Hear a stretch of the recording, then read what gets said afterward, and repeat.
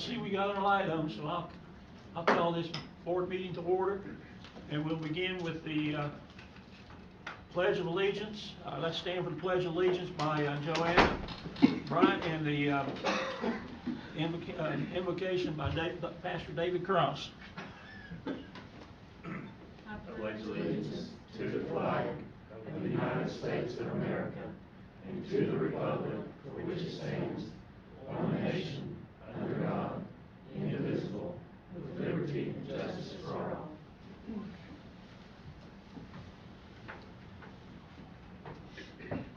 First, let me just personally myself just thank each one of you all for your time and your service that you put into our community, and what a difference that you all make. And so I just wanted to thank you myself.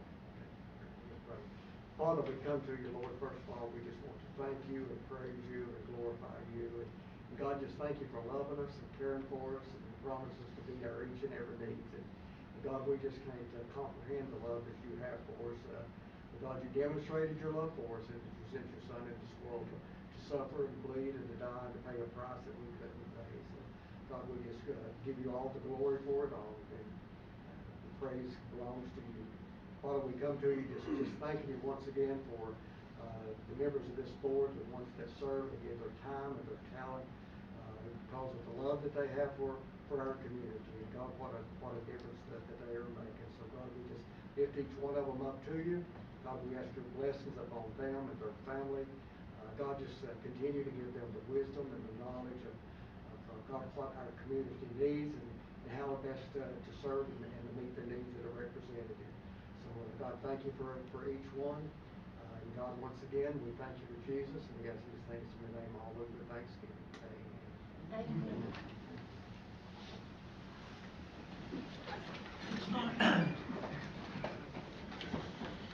It's nice to look out and see we got a few people in the crowd today, so nice to have you here with us today. Next item on the agenda, and hopefully we get up on the TV screens there in front of you so you can follow along, is the amendments to the agenda or adoption of agenda. Do we have any amendments? Mr. Chairman, I'd like to make a motion to add item 15A to the agenda for a discussion of property acquisition, disposition, and closed session under Virginia Code Section 2.2-3711A3 regarding the Morrison building. Okay. Second. Have a motion second. Any discussion? All those in favor say aye. Aye. Any opposed likewise. Motion passed unanimously. Okay, that was to add that to the agenda. Now, can we have a motion to adopt the agenda? Move to adopt as presented. Second. Okay, have a motion second. Any further discussion? All those in favor say aye. Aye. Any opposed likewise. Motion passes. Special recognition, as far as I know, we have none tonight, other than the fact I'd like to say thank you to all the staff and everything that helped us get ready for tonight's meeting. Got a long one coming here. Minutes of the previous meeting. We have the minutes in the packet for the April 13th and the April 22nd meeting. Any comments? Or? I was absent on the 22nd, so could we do these separately? Sure can.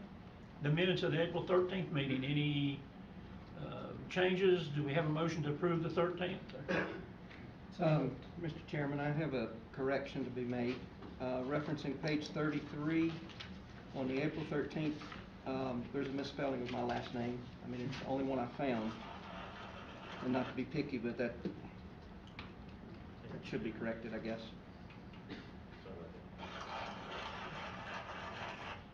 All righty. I don't think it's asking too much. Okay. Any other corrections to the additions or corrections? Hearing none, does I have a motion to accept it with the change or with the correction? Actually, I think. So moved. I'll second. All right. Any other discussion? All those in favor say aye. Aye. Any opposed likewise. Okay, now for the April 22nd meeting. Motion to approve. Second. Have a motion and a second. Any further discussion? All those in favor say aye. Aye. Aye. Any opposed likewise. One abstention. Okay, Judy abstains. All righty, we're right up to the public hearing now. We have a proposed public hearing on the implementation of a cigarette tax. Do we tell it who's that? Please. Notice of, this is the notice that was advertised for the Smyth County cigarette tax ordinance, proposed cigarette tax ordinance. Pursuant to section 58.1-3832 of the Code of Virginia, the Smyth County Board of Supervisors will hold a public hearing to receive input regarding the proposed Smyth County cigarette tax ordinance on Tuesday, May 11th, 2021 at 5:30 p.m. or soon thereafter in the boardroom of the Smyth County Administration Building located at 121 Bagley Circle, Marion, Virginia, and via electronic participation as set forth below.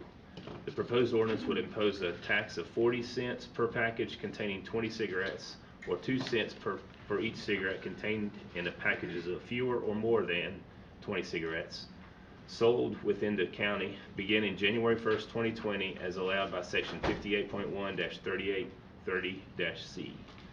The full text of the proposed ordinance can be found on the county website or at the county administrator's office. Pursuant to Virginia law, the Smyth County ordinances and rules previously adopted by the board, the public hearing may be held with electronic participation by some or all of the board members, and a quorum may or may not be physically present. Additionally, the general public will be afforded both in-person and remote electronic viewing access to the meeting. The county will be following CDC guidelines and the governor's orders regarding social distancing, regarding wearing of face coverings and other safety measures. All interested persons may express their views by emailing pharvey@smythcounty.org prior to the meeting. Written comments may also be mailed to the County Administrator, 121 Bagley Circle, Suite 100, Marion, Virginia 24354, or by fax to 276-783-9314. All emails, written comments, and faxes must be received by 2 p.m. on Tuesday, May 11th, 2021. Anyone having questions regarding the above may contact the County Administrator's office at 276-783-3298, Monday through Friday from 8 a.m. to 5 o'clock p.m. In compliance with the provisions of the Americans with Disabilities Act, persons requiring special assistance to attend and participate in the hearing should contact Clegg Williams, ADA Coordinator, at 276-706-8315 at least 24 hours prior to the hearing. By order of the Board of Supervisors, Smyth County, Virginia, Shauna, County Administrator. All righty. Do we have anybody signed up to, Yep. I will note that I do have an email and a letter that I'll read after the citizens. you want to read them or you want me to read them out? I don't mind either way. Okay. First off, we have Ms. Patel.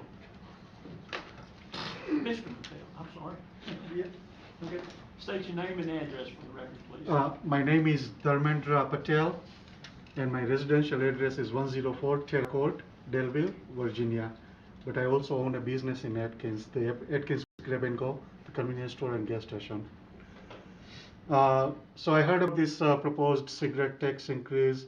I have been in business for 15 years. Along with my business, I also represent Asian American Business Owners Association. I'm the president of that association, and our members have 350 convenience stores in Southwest Virginia, different constituencies. Like as I said, like I've been in the industry for 15 years, and we have been through some of these, like where counties or towns have tried to increase the cigarette tax, and like what we have seen is detrimental effect. What happens is, say for example, over here you increase the taxes for cigarettes $4 a carton, and let's say like Wythe County or neighboring county does not have any increment in the cigarette taxes, then people tend to like go and purchase from neighboring counties. You know, like it does have impact on revenues for the businesses located in this constituency, and especially like for this county, like you are going up and down on Route 80, like a Highway 81, and so many, a lot of the convenience stores are all along the exits, and a lot of the people like going up and down south, north and south. New York has like very high state tax, and so it's like, so people stop by and they just buy cartons because like they want to get it cheaper. They know that it's cheaper, right? So I think like increasing the cost by increasing the local tax, it's going to be detrimental to small businesses like us, and especially after like we just got hit by COVID and like businesses were down, and we are just barely started to recover from that impact, you know, convenience stores are struggling. And on top of that, we just recently, like starting May 1st, we got hit by 30% increase in minimum wages, right? And all of this is adding up. I mean, like right now, and the thing is, like, I mean, people are, how much can we go up? I mean, like, because of minimum wage, you have to increase some of our prices to kind of like neutralize that impact. On top of that, you have this per carton extra tax. I mean, so at the same time, let's say like instead of $5 a pack, if you start selling $6 a pack, then customers are going to like have a lot of resistance, you know. So I think like it's too many things coming in at the same time to smaller businesses. I mean, like this may not impact to Sheets or Wawa or people like all these big companies, but small stores like ours, it will have a big impact. I think like, and historically, as I said, like other places we have seen that like small mom and pop type of stores, they starts closing down first, you know, like I mean they, because they can't simply afford all these extra costs. So and the thing is, like, say, for example, like Franklin County and Rockville County, they were planning to increase the taxes. We made our case to them, and the Board of Supervisors rejected the idea. The thing is, like, at the end of the day, what you have to think about is how much is going to be the incremental revenue from this extra tax? How much is it going to impact your residents here? Because those are the people who will be smoking them, right? And how much business is going to go away from this area to say Smyth County or somebody else who does not have this extra tax, you know? So you have to like weigh in all of those factors and say whether it is worth it or not, right? And even if a couple of businesses, local businesses shut down, I mean, that's impact to your citizens, people who contribute to the community. I mean, like, so for example, during COVID, I have like multiple stores, as I said, like and last year, like we donated almost like $25,000 to like local fire department and things like that. And that's because of like we are able to provide that kind of services to local community and be part of it, you know, like, I mean, I don't know, like if Sheets will ever do that, you know, like, so you got to keep that into mind and see if it is worth it. In my opinion, I don't think this is good timing. As I said, like too many things are coming up at the same time at us, and on top of that, like $4 is way too much. I mean, like some of the places we are hearing about $1, $2 per carton, you know, and with that, I mean, like I would like to request you to reconsider the proposal, and I would say like better not increase it at this point in time, you know. Any question for me? Thank you. Thank you. Jay Patel. Name and address for the board, please. Good evening, everybody. Can I remove the mask? Is that okay? Thank you. Yes, I'm representing as ABOA, Asian American Business Owner Association in Southwest Virginia. Also, I'm partner with Edge Wolf Store in Marion. And I would like to request all the members, please do not raise the tax. It has a couple of reasons. Our cigarette sales in the store around 50%. That brings people in. If our revenue goes down because of the higher taxes, our asset is turned into liability. In 2020, Virginia put the taxes at I think 18 cents per gallon on the gasoline, plus this is higher wages. Also, this is tax on cigarette will decrease our revenue. This year, cigarette manufacturer raised 3 times cigarette price. And cigarette price, when they go up, they go by cents or dollar, like $3 a carton. But if you put in the percentage, that percentage goes higher. When the cigarette price goes up, taxes goes up, our inventory also goes up. And when this price goes up, people cannot afford it. What's gonna happen? Break in. A lot of people break the glass, run the store, grab a couple cartons of cigarette, then run away. The deductible is $1,000, and to fix the glass it costs $800. So we lost the money right there. And when you claim 2-3 times, or somebody broke my door and that, then insurance company don't give you insurance, or your insurance price goes up. So we lose every side. So that's one side effect. When the price goes up, people roll your own tobacco. You are diverting your habit because you couldn't afford it. Or you're gonna cut down. Oh, I cannot afford it, 2-pack cigarette, maybe I will cut down to the 1-pack. So it has a lot of other factors if the price goes up. And we are here for the business as a community. We serve the business in local communities. We are not interstate, or we are not like a, prime location that we are always in the neighborhood. We do business with the service. And I request, please help the local business owners so they could survive in this economy. Thank you. Anyone has a questions for me? Mr. Chairman? Yes, go ahead. Comment. Yes, ma'am. You said the Admiral Food Mart, correct? Is that where? Yeah, Advil Food. Well, I just want to thank you for opening that store. I actually live in that community, and I've been missing that store being there, now- so thank you for opening it. You're welcome. And now you want me to tell you something? Sure. We came from Roanoke to here. Wonderful. Well, thank you. Yes, thank you so much. You are. Okay, next is John Spiker. Now, we have your letter to read into, I'm assuming we don't need to read your letter into the, If you would prefer, because it has all of my sentiments on it. you can, either way. Okay, Or you well, can read, you can read it to us if you want to. We were gonna make sure your comments got in there. Sorry? Basically, just to reiterate what the rest of them have said, the timing on this is awful. Small businesses like this have been hit with punch after punch after punch during this COVID thing.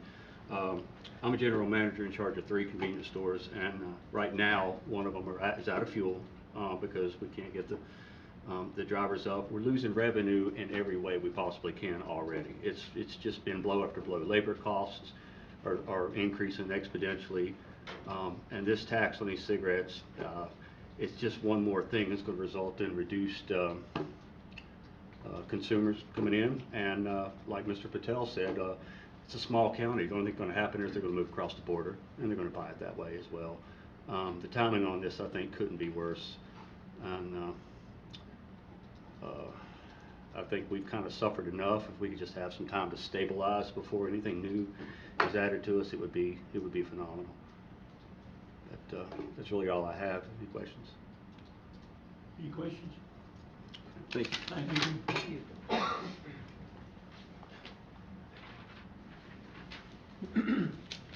Gonna have to help me with this next name, Sony?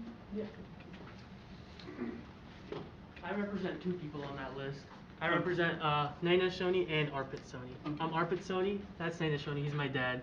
And like you said, you live right next to Admiral Food Mart, right? So we're partnered with Jay right there, and we are in the process of opening Admiral Food Mart up. Around a month ago, we opened Admiral Food Mart up, and not everyone knows that that store is now open. And slowly people are coming in and seeing that, oh, Admiral Food Mart is open, because it's been closed for more than 15 years now. So just getting that publicity, that's step 1. Number 2 is that we spent almost $500,000 in contracting and getting gas pumps up and running. We're having a gas company come in, install new pumps, making sure that that part of, Marion is up and running, getting gas. And another thing that happened now is there's a huge gas shortage going on, as everyone knows about. So that's something else that's hitting us. And after spending $500,000 in, from our own pockets, making sure that store opens up and is ready for the community to come in and enjoy everything that we provide, this tax will definitely be detrimental to our business, because we're not getting any sales as it is right now because we just opened up. We do not have that publicity. And like everyone else said before, there was a huge spike in minimum wage, which is causing more money out of our pockets when we're not making anything to begin with. So this would definitely be detrimental, and we don't even know if the tax does come up, we don't know if Admiral Food Mart will be able to survive again. Does anyone have any questions? I do. Yes, sir. Are you gonna serve food there too? Yes, sir. We do have plans for food. We're in the process of getting our health food safety check. So after we get that done, we do plan on having pizza. We plan on having some fresh food like some like morning breakfast biscuits, stuff like that. And then in the future, as we get more customers through the door, we can do more. But I know back in the day, Admiral Food Mart was well known. It was a grocery store and a deli at the same time, and we want to recreate that for the customers. Something else is that we're creating jobs in that part of town as well. And creating jobs, yes, that's amazing, but right now, as we're making no profit, we're still, creating jobs. We're not shutting down. And with our other stores that we have in different counties, even during COVID, even when we were making a loss, we wanted to make sure people had money to go home. So we gave money from our pockets, and we actually kept all of our stores open to make sure, people in their homes didn't go bankrupt. So that's all I have to say. Any other questions? Yeah, would you repeat your name and address for the record, Yep. please? My name is Arpit Soni. We live in Roanoke, Virginia, 5050 Carter Grove Lane, but we have stores in multiple counties like we have one in Shawsville, we have one in Dublin, we have one in Goodview, Virginia. We just opened the one up in Adwolf, or Marion, and we have more as well, but we just want to make sure that the communities that we serve, we've had an amazing time here. We've been in this building multiple times. We've been served very well. And we're extremely happy with the people we've met, and we're extremely happy with the customers we've had as well. And we just hope to, serve everyone in the town of Marion and make sure we can, make sure that everyone leaves with a happy smile on their face. Thank you. Thank you so much. Thank you. One final name here, and I cannot read it. Who else has signed it? Name and address for the record, please. Qasim Bajwa. Address is 108 Stony Brook Drive, Abingdon. So I'm representing me and my brother right here. We have 3 stores in the community in the Marion town: Exxon, Pit Stop, and the Safeco right next to the subway. So as everybody told, our prices of all the groceries and sodas and everything going up as of right now, and the gas is going up as well. So minimum raise, the wages are went up. That impacted our business a lot. The cost of the labor went up. Cost of the goods from the grocery companies, everything is going up. In fact, all the cigarette manufacturers, they raised their prices not even a month ago. Everybody, Philip Morris, RJR, all the tobacco prices already went up about 10 cents to 15 cents per pack or per can. So we've been trying to, bring as much as business, in the county, in the town. And we also have stores in Abingdon as well. So people are gonna go across the county to get the cigarettes. Washington County don't have any taxes because we do have stores in Washington County, so they don't have any taxes where the stores are in county.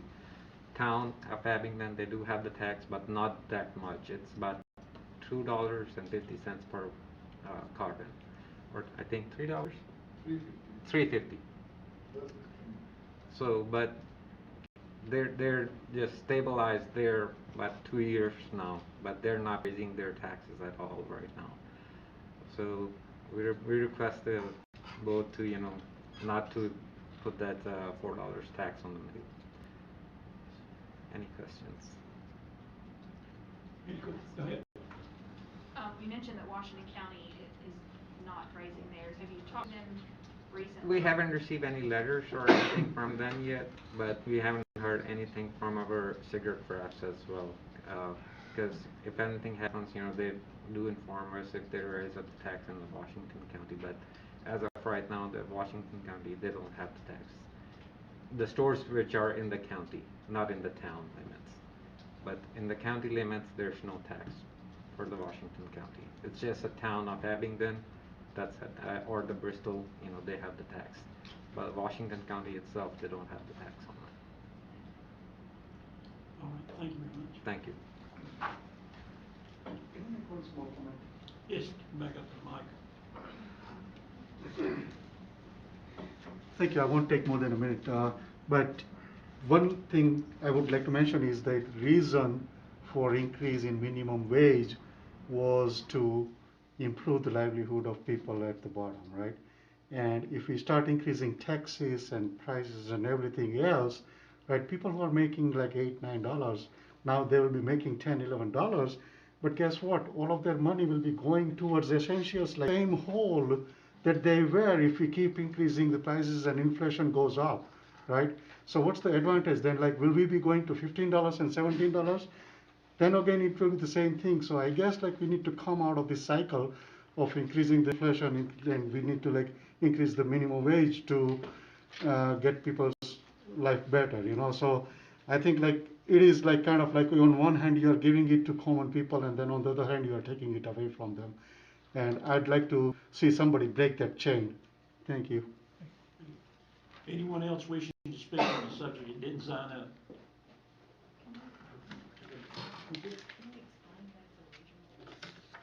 I'm sort of thinking about it, but I don't know if it'd be worthwhile or not. Well, I mean, I think they need to know. Yeah. Okay, go ahead. Before we close the, you wanna do it? No, you can. Before we close the public hearing, several of the speakers talked about the fact going across the county lines. This is more or less a regional project. As far as I know, most of Southwest Virginia is going to the 40 cents. If you don't want to pay the tax, Carroll County is the only one I know of that's not going to a 40-cent pack.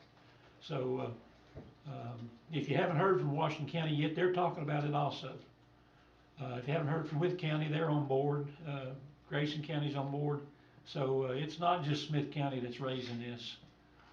I understand what you're saying, though. I very much think the minimum wage has put a stress on the county government. It's put a stress on everybody, and then we're tacking this on top of that for the independent shop owners.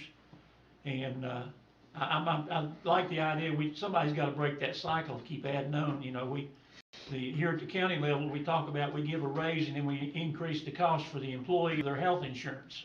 We give it to them on one hand and take it back on the other, and that's sort of the same thing we're looking at there. We're trying to be fair with it. We're trying to, you know, we have certain things we need to do to raise money. You know, we can't, but we got to look at it long and hard. So we'll take into consideration what was stated here tonight. I think you made some good points. We're just going to have to pray about it and talk about it and see what we need to do. But we do appreciate you coming out and sharing your comments with us. Thank you. I do have one letter. Oh, that's right. Go ahead. This was Smyth County Board of Supervisors. My name is Rita Terry, and I own a small convenience store with a deli in Saltville.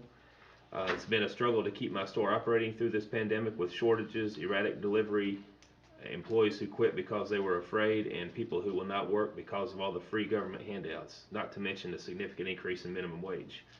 A tax increase of $4 a carton will certainly do nothing to help small businesses like mine stay in business. This, along with the other proposed tax levies, will create a hardship on everyone who lives in this area, particularly Saltville, which may arguably be the poorer part of the county. I do not believe that the brunt of these taxes would be paid by people passing through, since a number of the stores out of the corporate limits do not have tourists or other people passing through. We rely on repeat customers to keep our businesses open, and the cigarette tax is the wrong way to solve Smyth County's budget crisis. Smyth County will receive $5.8 million under President Biden's $1.9 trillion American Rescue Plan stimulus law. This should eliminate the need to access any new cigarette tax on businesses and residences, and I urge you to please reconsider your thinking on this matter. Sincerely, Rita Terry. Thank you.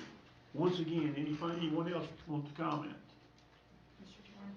Yes, go I ahead. received 2 messages personally about this that they want to be read for the record. The first one is from Mr. Terry Service of Sugar Grove. He says, I will be brief. No on the meals tax, it will just send more people out of the county to dine out. Yes on the cigarette tax, too many people still need to quit. And no smoking on county convenience centers isn't enforced. So, thanks, Terry Service. Then the other one I need to read into the records is for Mr. Bobby Mullins. He's the owner of Shirley's Market in Sugar Grove on Highway 16.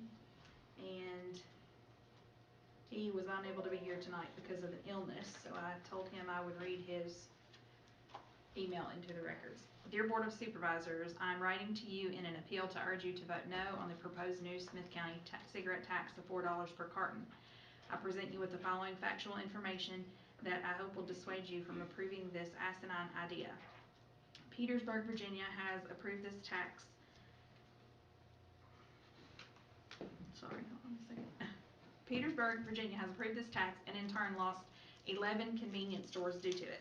This resulted in a net loss of 65% of the business volume of convenience stores, costing instead of adding the city's tax revenue. This also added to the unemployment rates of Petersburg and helped destroy more mom-and-pop businesses that have already been decimated by the COVID pandemic. Earlier this year, the American Rescue Plan was signed into law by President Biden. This includes generous state and local community funding to shore up budget deficits. It is my understanding that the Smyth County Board is slated to receive $5.84 million, which should far exceed any revenue generated by this sin tax, quote unquote. This tax would wreak havoc on convenience stores struggling to return to normalcy and completely decimate independent owners who are not part of the chain retail environment.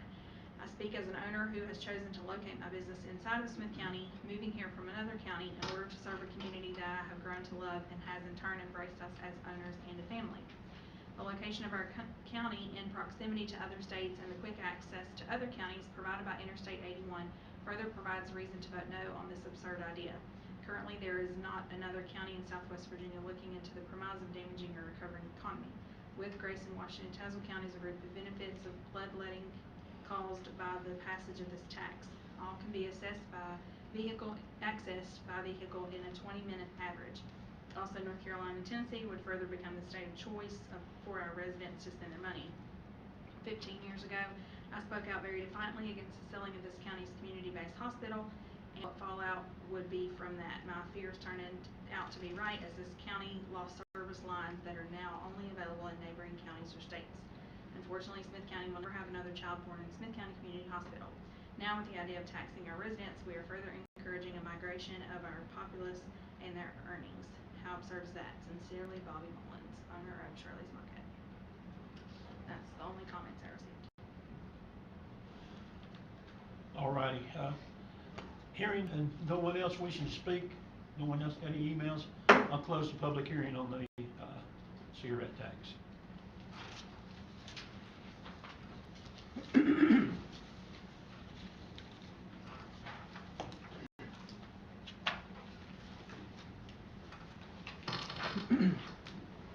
Now we're going to go into proposed implementation of a meals tax.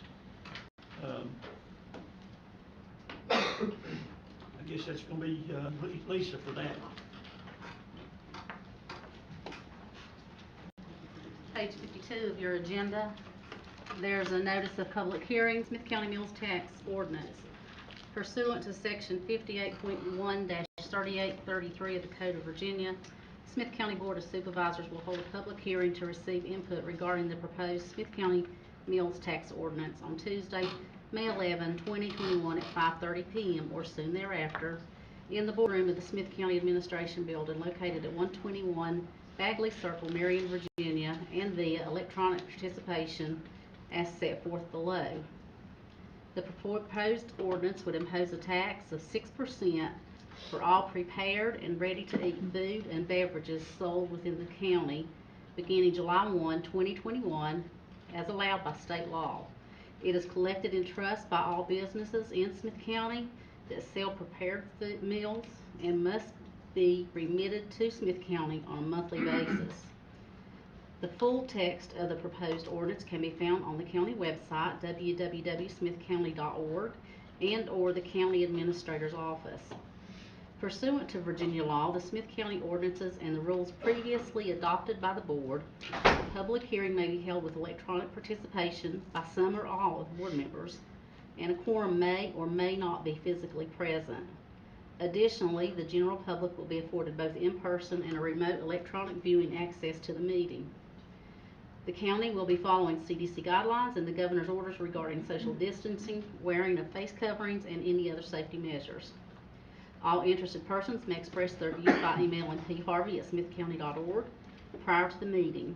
Written comments may also be mailed to County Administrator, 121 Bagley Circle, Suite 100, Marion, Virginia 24354, or by fax to 276-783-9314.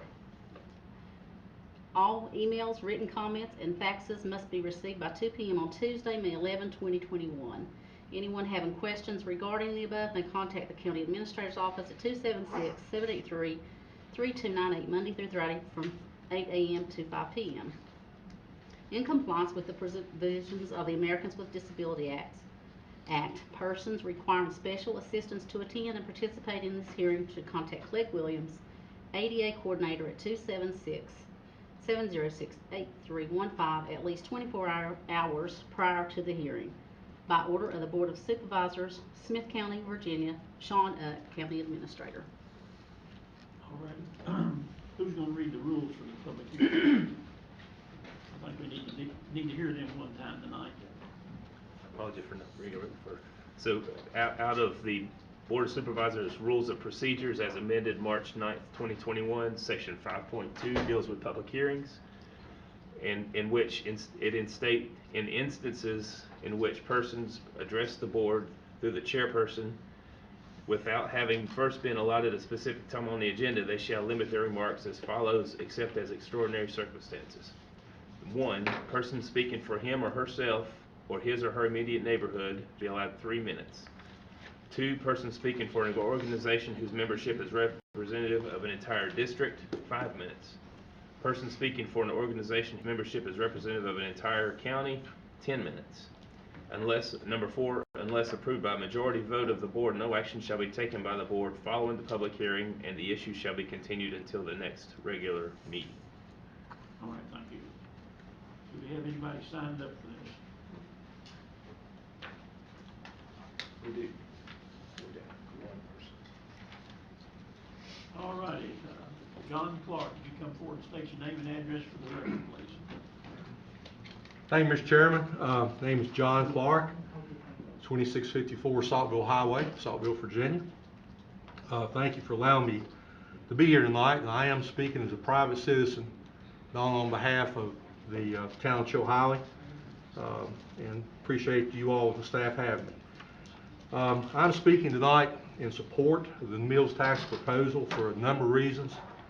Number 1, it'll take the burden off real estate owners like myself, and also those persons that have personal property. Additionally, it will affect people not only in Smyth County, but also people traveling through the county. It'll also help take the burden off. It's a very good revenue source in both Chilhowee and Marion. It's the 3rd largest revenue source of all the revenues of our budget, behind water, sewer, and the 3rd is meals tax. Chilhowee's had this tax since 1990. Chilhowee's 6.5%. Marion has had this tax since it was enabled by the legislature, probably back in the 1960s or 1970s. Saltville's had it for decades also. It's been my experience working for the towns that once this tax is instituted, that the restaurant owners are good with it because they get a percentage of the money back. I think it might be 3% or whatever that you get back when it's reported on the 15th for the previous month. It also equalizes restaurant pricing throughout the county between the towns and the county, and I think that's another good thing, and I support this tax. Thank you very much. Anyone here that didn't sign up wishing to speak? Any? I'll close the public hearing.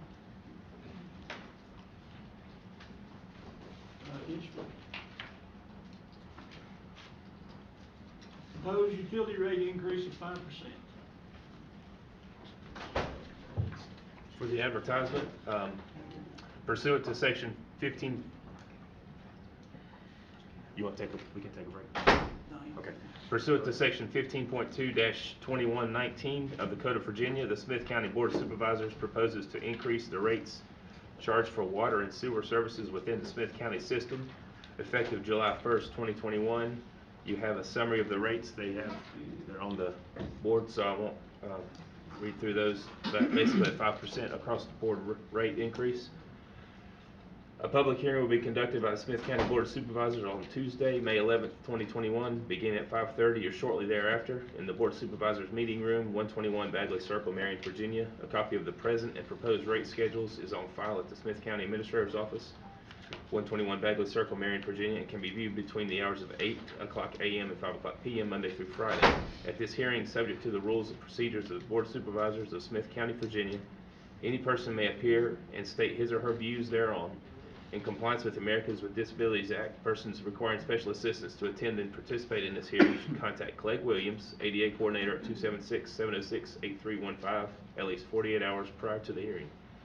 By order of the Smyth County Board of Supervisors, Sean F. County Administrator.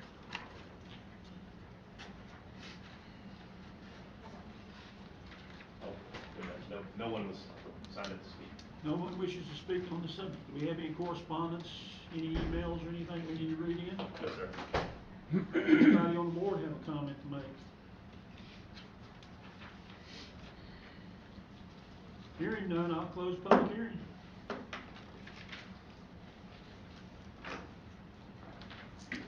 Now we're going to the proposed 21-22 fiscal year budget for the Smyth County School Board for operations and capital outlay. I just saw Mr. Carter here and he's already disappeared. That's all right. What's that? He done run. Yep.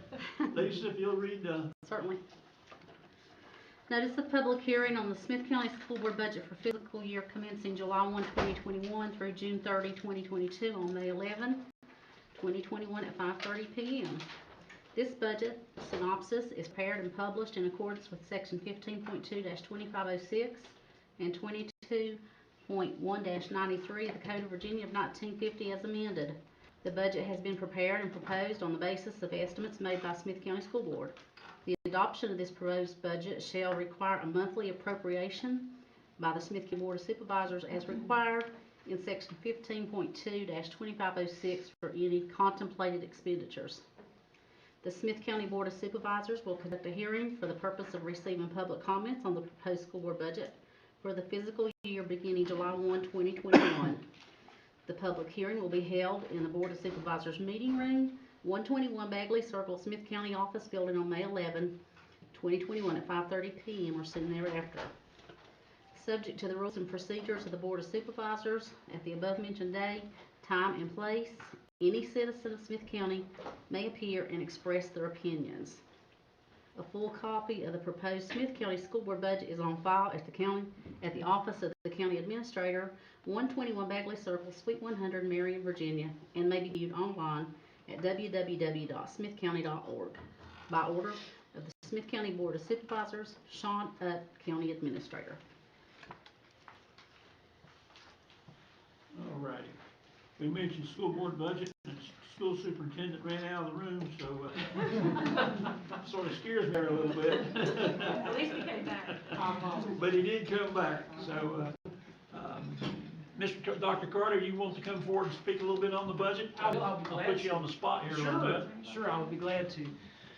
And I presented, I suppose, last month to the mayor. I don't know what protocol is to. Go ahead. Okay.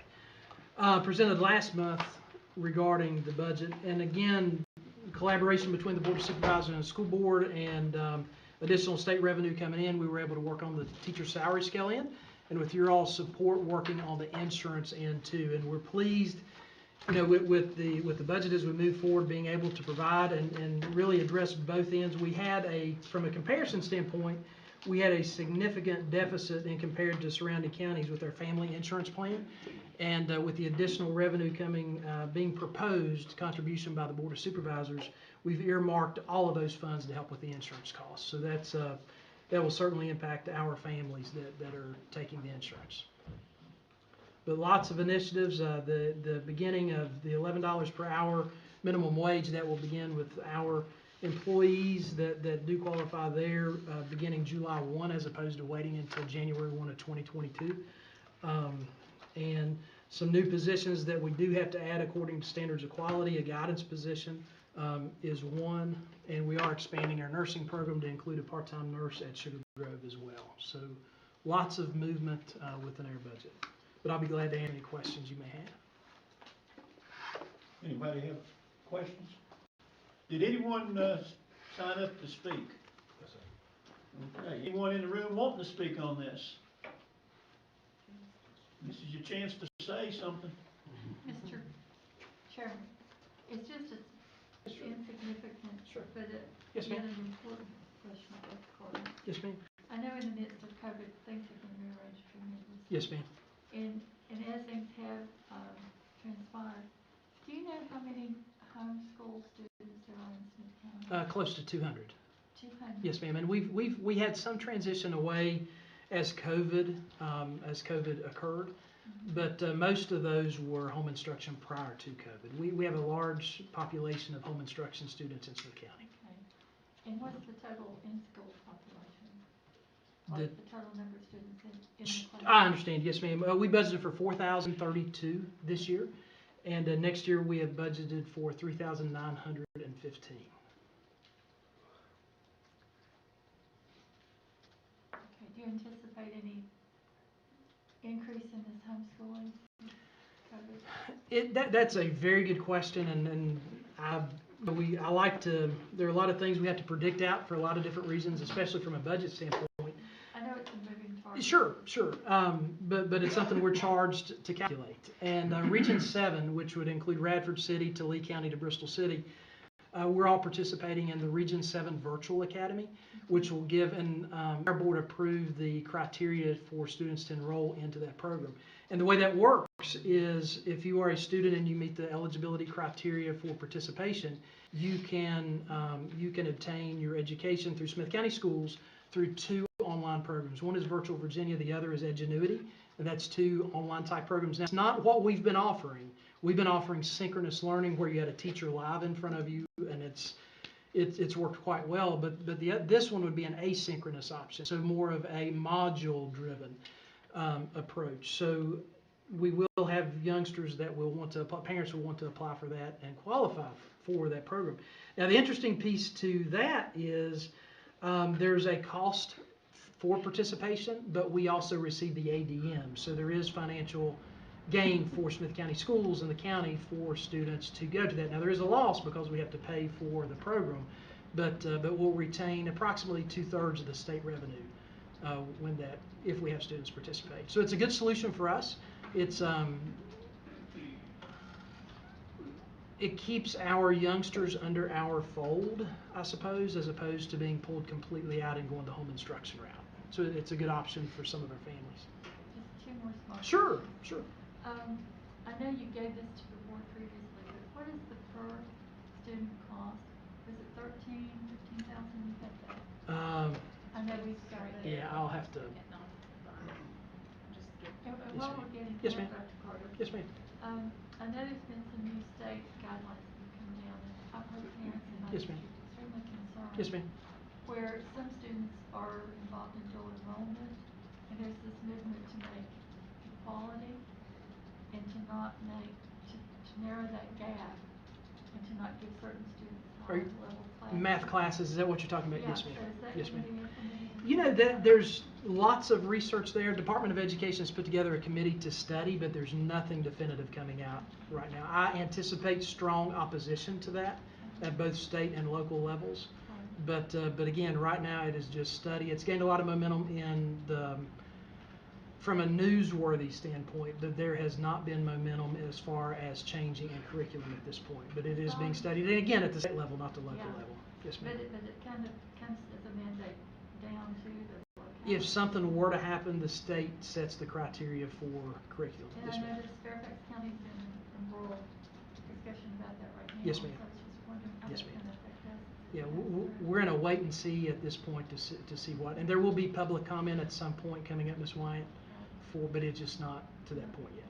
I don't envy the school system. Yes, ma'am. The community. Yes, Okay, ma'am. I see where Lori, it's 13,355, does that sound right? Yes, ma'am, it does. And I could That's pull all it my up. questions. Sure. Mr. Chairman. Mr. Chairman, I have one quick question. Yes, sir. You made the comment with the increase in minimum wage, and I don't know if I caught it correctly. Uh-huh. Did I understand you to say that you've already gone to the 11 an hour? No, sir. We'll do that in July 1. With new contracts coming out, minimum wage, the jump to $9.50 and then to $11 beginning Right, so- January 1. We'll build in new contracts starting July 1 with our employees.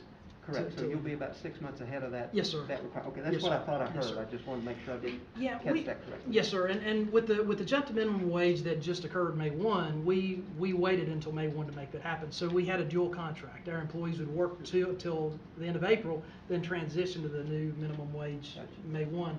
And we felt like this year that it would be more advantageous. Obviously, if you look at businesses trying to secure employment right now, making that jump to $11 would be advantageous for our school division. I could see where that would allow you to budget a little more consistently. Yes, from sir. start to finish, as opposed to having to make a change middle of the road, so to speak. Including tax withholdings and all Yes. sorts of things. Yes, sir. Okay, very good. I Yes, just sir. want to clarify that I did hear that Yes, sir.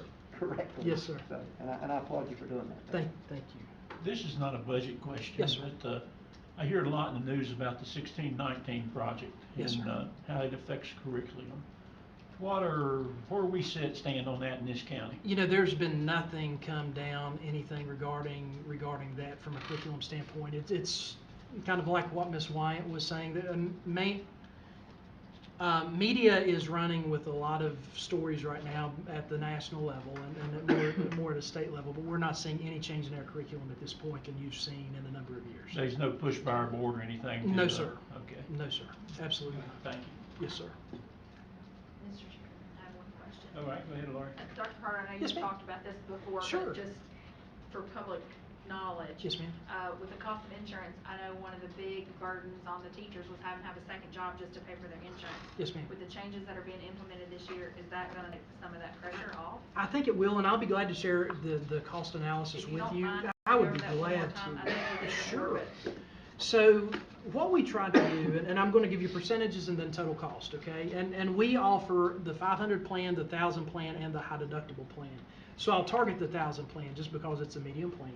And what we do is we will pay 88% of the employee only option, which means that our employee contribution is $87. So if I'm an employee only, I pay $87 a month for my insurance. Once you move to plus one, that's employee plus one. The cost to the employee is $529 per month, and that's 62%, the school board picking up 62%.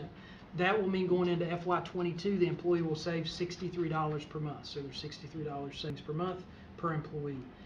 Transitioning to the family plan, the cost next year will be $776 per month, and that's 62%, just like with the plus one. But the family plan, those employees will see a $290 savings per month, so substantial savings. And again, that puts us right at that 62% range that we were trying to target. And that helps us as a school division. As prices and cost of insurance fluctuate, we would like to set a target percentage, and I think the county does that too, to try to maintain, and that helps us balance moving forward with some predictability as we see insurance rates increase or decrease. Let's hope for decreases. But if it were to increase, a proportionality with increase based on percentage. Great, thank you for Yes, ma'am. covering that again, and thank you all for working on that. Because I know Abs- that's a big burden for our teachers, and I just wanna make sure that we cover that. Well, and that's kudos to the Board of Supervisors. That was the directive and request of the Budget Committee of the Board of Supervisors to earmark those funds for insurance contributions. So thank you for your willingness to consider that. Certainly, thank you all for being a pleasure to work with. Thank you. Well, Thank you. also, I'd like to say thank you 2 years ago for implementing a committee that brought everybody to the table, including the teachers. I think that meant a lot of progress. And Thanks so much. well, thank you, and I must say that's one of the most enjoyable committees that I have served on. So thank you for saying that. Yes, ma'am. Any other comments? You better run this time. Thank you all very much. Thank you.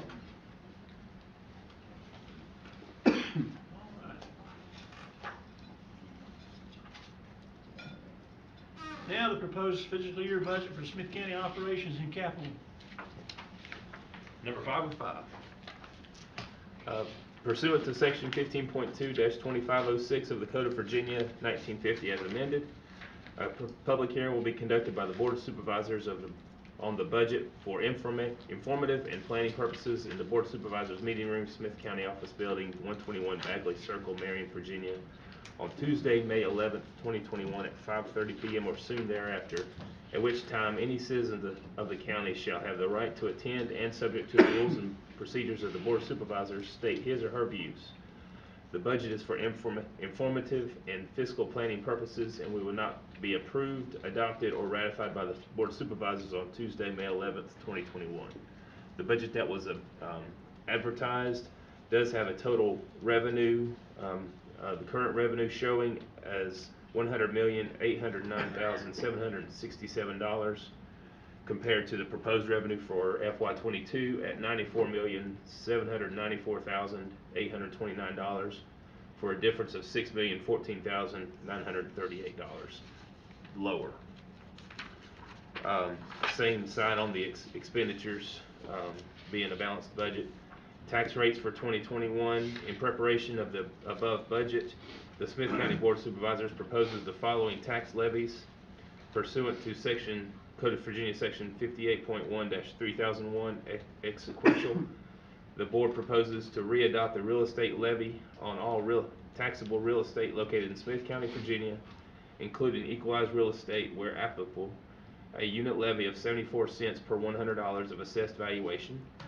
Tax on a tangible personal property and the tangible personal property of public service corporations, except rolling stock of corporations operating railroads, a unit levy of $2.30 per $100 of assessed valuation. Machinery and tools tax at $1.55 per $100 of assessed valuation.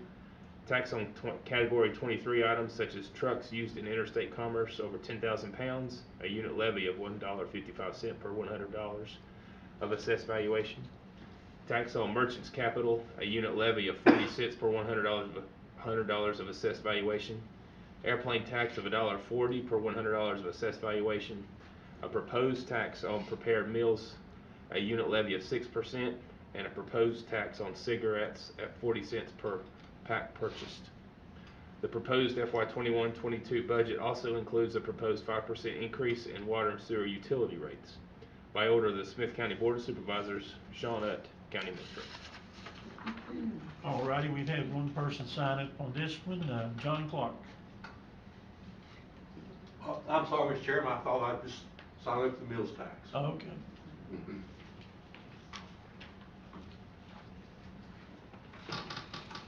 Anyone in the room want to comment on it?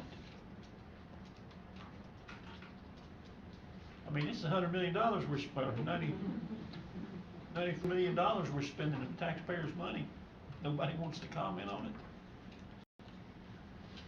I tell you, when the budget committee didn't take it lightly either, because we're trying to spend the money wisely and support our county goals and where we need to be. So, having said that, I'll close the public hearing.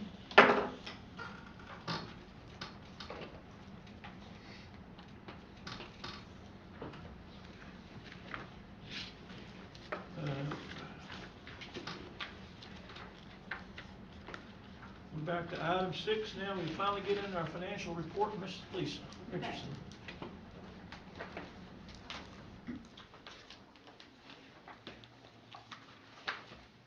Mr. Chairman and board members, you should have your financial reports there.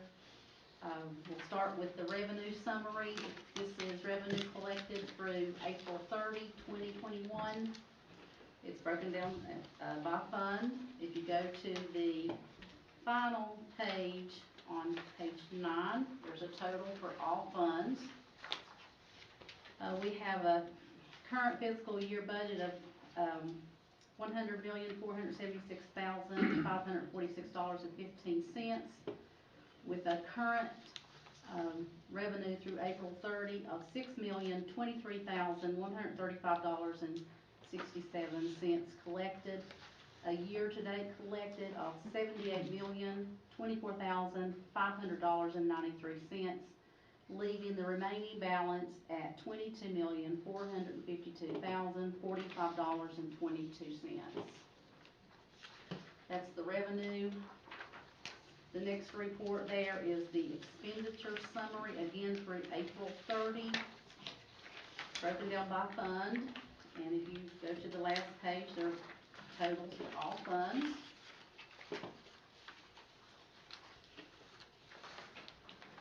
The current amount of expenditures was $7,862,197.05. Total expenditures through April 30. The year-to-date amount expended is $69,363,993.90, with a remaining balance for the fiscal year of $31,112,552.25. The next report you should have there is the Treasurer's Office. It's the county expenses and appropriations through April 30, 2021. We had a ending balance of $17,178,949.26, with the unspent appropriations of $2,436,333.70. That left a bank balance of $14,742,615.56. The unspent appropriations are broken down there in the categories on the right hand of the first sheet. If you look, and those are broken down by county, social service, and the school and capital outlay funds. If I might interrupt you here, while Dr. Carter's in the room, why is the school unspent so high this time? It's not normally near that level. Is it construction projects or something? It doesn't matter. Yeah, I'll be glad to. Sorry to put you on the spot. No, that's a great question. In our finance meeting, we discussed that on Monday. And originally, we had a budget amendment that coincided with the additional funds allocated by the Board of Supervisors for COVID relief. We also had CRF funds in the amount of $709,000.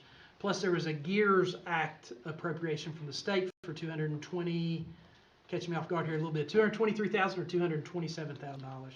And those funds were appropriated when our budget was amended. The appropriation was conducted along with the amendment. So it was coincided together, which was a little non-traditional, but that's how that happened. Okay. Yes, sir. Thank you. Yes, sir. You're welcome. On the next page, the Smyth County Water and Sewer uncollected county taxes. On the water and sewer, there's an uncollected balance of $2,391,591.53. And with the uncollected county taxes, years 2000 through 2019, an uncollected balance of $3,010,047.25. And the uncollected county taxes for year 2020 is $1,232,688.13. The final report is the Treasurer's Accountability Report. It's broken down by category and fund. It shows the previous fund balance and then the transactions that took place in April, leaving the ending balance there on the right-hand side of the columns. Again, it's broken down by fund, and it reflects fund balances. And that's all I have. All righty, thank you. Any questions for Lisa? Hearing none, we'll move on to the payment of invoices. That'll be our blue sheet of paper. I sort of like to do it by category again, so we'll go with general county. Total county appropriations, including carryover of $1.8 million. Do we have a motion to approve? Move to approve. Second. Any further discussion? All those in favor say aye. Aye. Any opposed likewise? Social services, $485,000. Move to approve. Second.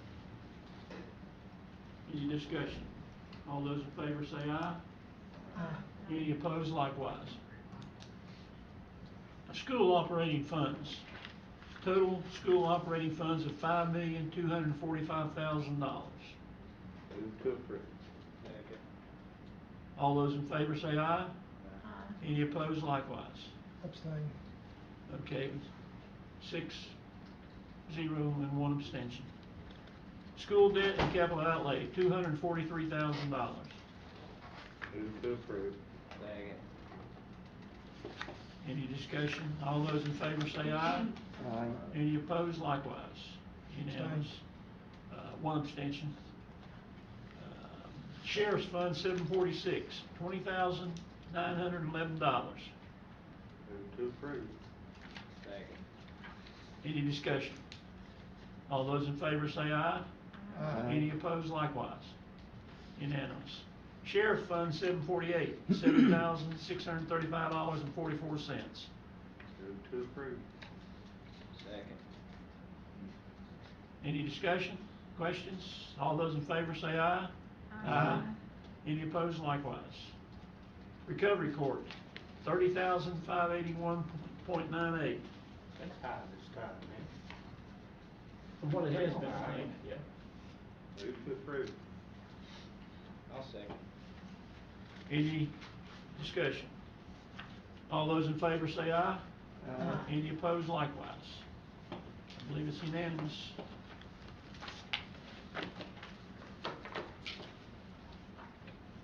All right. Citizens time. If you stuck out with us this long, anybody wanting to comment, please come forward and state your name and address for the board. May I take my mask off? Yes, ma'am, you may. We're 6 feet away from us. All right, thank you, and thank you especially for this brief moment on your busy agenda tonight. I am Betsy White. I'm the director of the William King Museum of Art in Abingdon. I hope that you have been there. If you have not, I hope you'll come soon. I'm a resident of Abingdon. What I've come to tonight to your meeting is to address the fact that we have asked you for a small appropriation for the next fiscal year starting July 1. And I would like to just be able to answer questions if you have any, and to briefly tell you what we do as a museum. It's located in Abingdon, but we call ourselves the Museum of Far Southwest Virginia, the 9 or 10 counties that are Smyth County on out. We are a partner of the Virginia Museum of Fine Art, and we also, importantly, are an accredited museum by the American Alliance of Museums, one of only 1,000 in the whole country of around 35,000 museums. And the reason that we sought accreditation and keep it is so that we can bring original works of art that are high security to our entire regions, people who live here, as well as to our school children for the region. We do not charge admission, and that is, again, so that we can be available to everyone. Our exhibitions, we have probably 10 to 12 a year that change all the time, plus our permanent collection that includes things from Smyth County.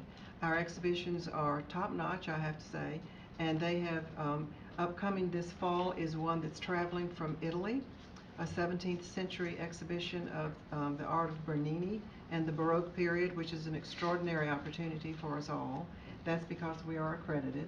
And then in the springtime, we are looking forward to one of our own original exhibitions called The Long Rifle in Virginia, which will explore the settlement story of Southwest Virginia through the decorative arts piece of the long rifle and the way, and the way it was used in hunting and for defense. We have also had, and I brought these with me tonight, a couple of exhibitions lately that are actually centered in Smyth County.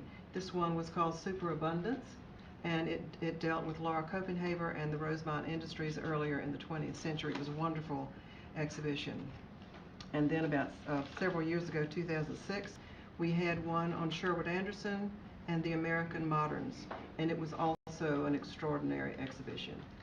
So our exhibition program is there. It's all based, our decisions are all based on education, and then our educational programs do serve all of these counties that I just spoke about, particularly our elementary school programs, which also serve Smyth County. Our flagship program is Van Gogh Outreach for the 2nd and 3rd graders, including those in Smyth County, and our new program for 4th graders called Heritage Express that brings the children into the museum for the first time for most of them to learn about their own cultural heritage. So that's it, and I do thank you for your time, and I really would would answer any questions. You've had a long night, so I won't tarry any longer. Ms. White, I'd Yes. just like to make a comment. I just want to thank you all for your service to the Smyth County Schools. I worked in the school system Oh. as a principal for about 20 years, and I can tell you that the William King Center has been a tremendous asset to the school system in bringing Van Gogh and things like that, the displays to our schools. And also, we've had a lot of student work presented down there. So I want to thank you all for all your hard work, because you have been a great asset for our kids and our teachers and our school system. Well, that's wonderful. I didn't even ask him to say that. That's absolutely wonderful, and we're very proud of what we do, and we have a wonderful association with Smyth County Schools. Continuing has been for a long time. Van Gogh was started in 1998 with state help, and it still has state help. It's a shared partnership between that state funding and the school funding, and so thank you very, very much for that. Mr. Chairman? Yes, go ahead. Ms. White, I do want to warmly welcome you to this board. Laura Copenhaver was certainly a magnificent woman, and it's so good to see a local person acknowledged, and she could be such a mentor to the young women in this community, to all of us. Also the Sherwood Anderson display was just wonderful. Oh, thank you. And I think that we have some members even from our community who serve on the board. Yes, we certainly have. Alice Freeman has served on the board. Rita Copenhaver is currently on the board. Bobby Mowbray has been on the board. Patton Graham is on the board right this minute. So yes, we have. We've always had a very strong relationship with Smyth County. We love Smyth County. Smyth County has a strong connection. Yes. I don't know if you're familiar with our Cultural Heritage Project. I didn't speak about that, but since you do appear to be somewhat interested, since 1994, we have surveyed all of these 9 counties, and it's material culture and decorative arts that were created here since about 1780 up to about 1940, and Laura Copenhaver fell into that period. In fact, we have produced 2 books around that. One is called Great Road Style, The Decorative Arts of Southwest Virginia and Northeast Tennessee, which includes a lot of Smyth County material, and the second one called Backcountry Makers, which is about the makers themselves, and there's a whole piece on Laura Copenhaver in that. I authored those books, and they are university press published, so we're proud of the Cultural Heritage Project. So thank you for your consideration. I know that budget things are tight. We hope that we provide service, and since we don't charge admission, we ask you for your consideration of that. Thank you again. We Yes, really sir. appreciate you. Thank you very much. Thank you for being with us. Okay, bye-bye. Thank you.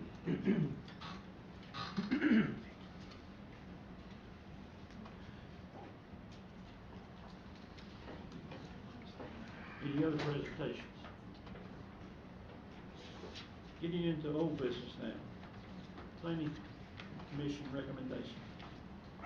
You have in your packet a memo from Mr. Williams regarding the Planning Commission's recommendation for David Peak's special use permit request for multifamily dwelling units. The Planning Commission did recommend unanimously to approve the request with 5 stipulations. 1, that the construction be limited to 2 duplexes or 1 structure with 4 units, with a maximum of 1 bedroom per unit. Number 2, that the entrance off of Walton Road be placed on the west end of the property. Number 3, that the parking lot must be paved or concreted and guttering be added for drainage. Number 4, a 10-foot strip of land behind the property must not be disturbed, and a 6-foot privacy fence to be placed along the entire length of the back property line. And number 5, that the Board of Supervisors request VDOT conduct a study of Walton Road, and that they consider a reduced speed limit, the installation of a speed bump, and a watch for children signs. Again, that was a 7-0 unanimous vote recommendation to the Board of Supervisors. I will note that Mr. Peak and the neighbors did work together to come up with the 5 stipulations, and he was supportive. Any comments? Mr. Chairman, I'd like to make one. I just want to let the Planning Commission know how much I appreciate taking this back and really thoroughly working with Mr. Peak and the residents there in the community. I think this is probably a really good example of everybody working together and doing what's best for all parties involved. So kudos to them. Lori, I couldn't agree more. I would like to see us add 2 words to this, so I don't know whether we have to vote this down to do it, if everybody agrees with me, or whether we can just do it before we pass it. Under the 10-foot strip of land behind the property must not be disturbed, and its 10-foot privacy fence be placed and maintained. I just think that, I'm a stickler for that, because I see stuff go into these things saying, hey, you're gonna build the fence, you're gonna do this. And after 10 years, the fence looks worse than anything you ever imagined. So I just think we need to add the words "and maintained." You know, that still leaves it open who's gonna interpret whether it's done right or not, but at least it gives us as a board to say, hey, we tried this. I'd like to see us add those 2 words, "and maintained." in. Now, properly, how do we do that? Do we vote this down and add that ourselves, or? Mr. Furley? Yeah, I'd defer to the county administrator a little bit on this one. You know, I think it's a recommendation coming from the planning commission, for a special use permit. So, as it comes to you, my understanding would be you accept it or not. I think they can have, you've had your public hearing. I think you can change the conditions of the permit. I would, which is what you're doing. I would basically suggest approve as recommend, or as amended. Yep. With, I think you can approve the recommendation from the planning commission as amended. With the additional term of maintaining the fence. Now, am I crazy for wanting to add that? It makes a lot of sense. Yes, sir. And Mr. Chairman, if you'll notice, it reads of the back property line, comma, and stop. So I wonder if they were thinking about it and just omitted it by accident. It's as if they were adding an extra covenant there. Well, no, it's "and" for the next sentence, the Board of Supervisors. Is that for the next? Yeah. Okay. Mr. President, my understanding that they got with the citizens that was here that night, and they agreed to this? Yes, sir. That's Yes, what sir. they discussed and wanted. They all worked it out together. And I think that's why you have a 7-0 recommendation from the planning commission. They were appreciative of the fact that everybody's working together. Okay. All right, I'll entertain, where do we go from here? Do you need a motion for that amendment? Yes. Okay, I'll make the motion that we amend it to a 10-foot privacy fence, and that fence is to be maintained. All right, have a second? Second. All right, any further discussion? Can I ask a question? Was it the recommendation was a 6-foot privacy fence? Did you amend it to a 10-foot privacy fence, or just a 6-foot and maintain? And maintain. Okay. Yes. So you just want a 6-foot fence and maintain. And maintain. Right. You want a 6-foot fence? That's what it says, isn't it? Yeah, that's what I the. thought you said, yeah. I thought you said The you 10-foot wanted strip of land. It's on the Oh, 10-foot strip okay. of land behind the 10-foot strip. Okay. Let me amend my motion then. All right? Okay, we're gonna follow what they propose, except we're adding the words "and maintain" for the 6-foot fence. I'll make a motion to that effect. Okay. I'll second. Any further discussion? I confused you. No. All those in favor say aye. Aye. Aye. Any opposed, likewise? Okay, 6-1. Alrighty.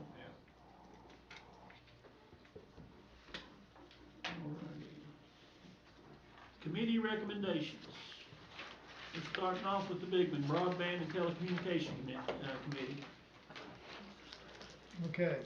The meeting of the Smyth County Broadband and Telecommunications Committee was held at County Office Building on Tuesday, May 4th, 2021 at 10 a.m. Committee members present were Shawnee District Supervisor Mike Sturgill, Chairman, Dry Valley District Supervisor Lori Deal, Park District Supervisor Chris Ratliff.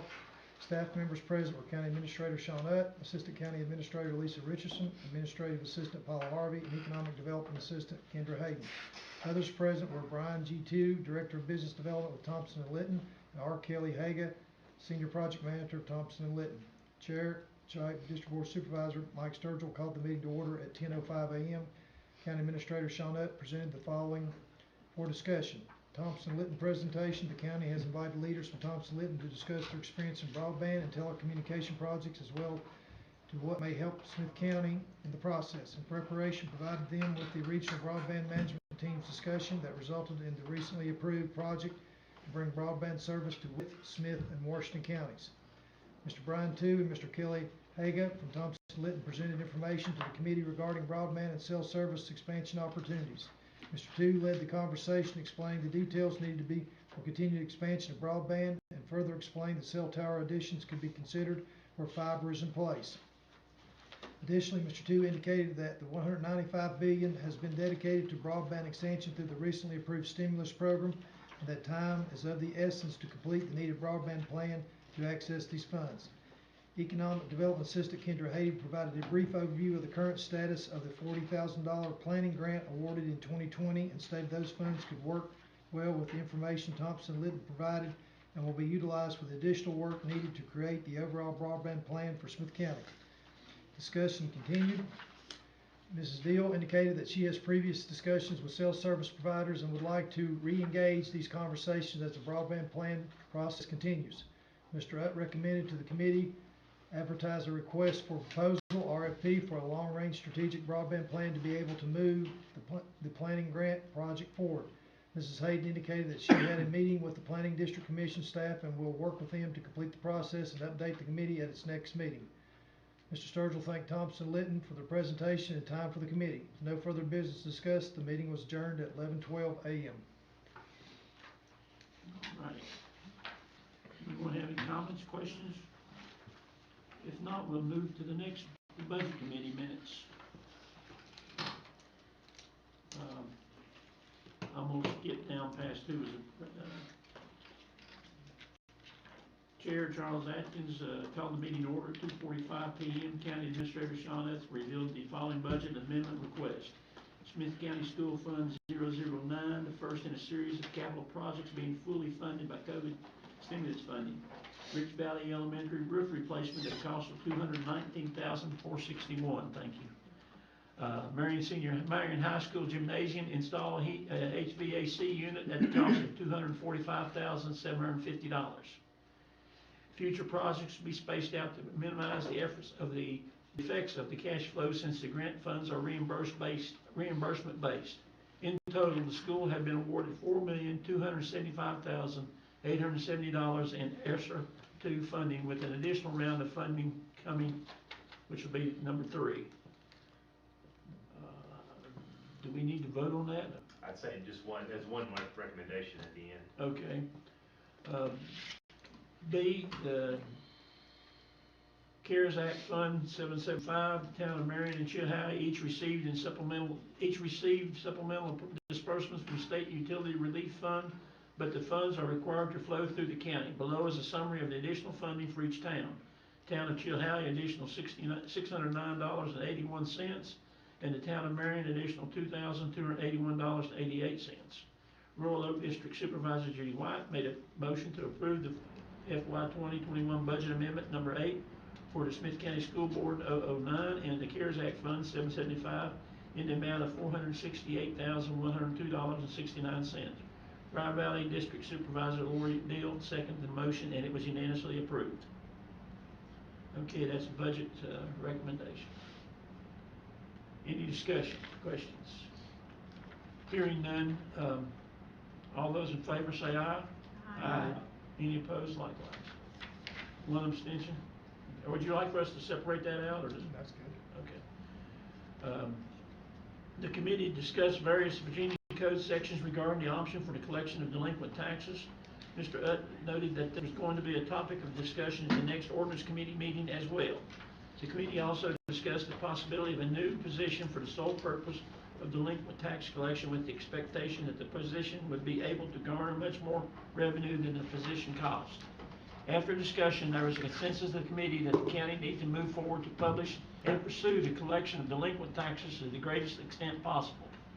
Ms. White discussed the half-day hours of operation on Wednesdays and Thursdays for the transfer stations. The committee discussed the possibility of hiring another person for each station, but Ms. Richardson stated her concerns with adding additional employees may mean the current employees will have fewer hours.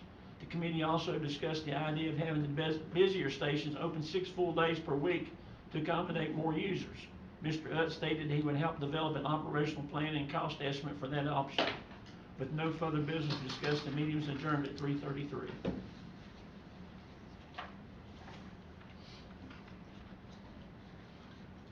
right.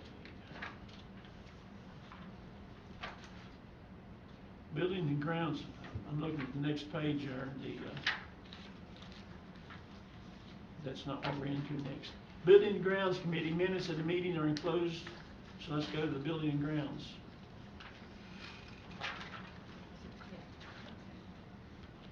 All right, thank you, Mr. Chairman. Page 68 in your packet is where we are. The Building and Grounds Committee met on May 4th at 9 a.m. Members present, myself, Mr. Sturgill and Mr. Ratliff. The meeting was called to order at 9:02 a.m. and Mr. The County Administrator presented the following items for discussion. The first item was the elevator bids at Marion Public Library.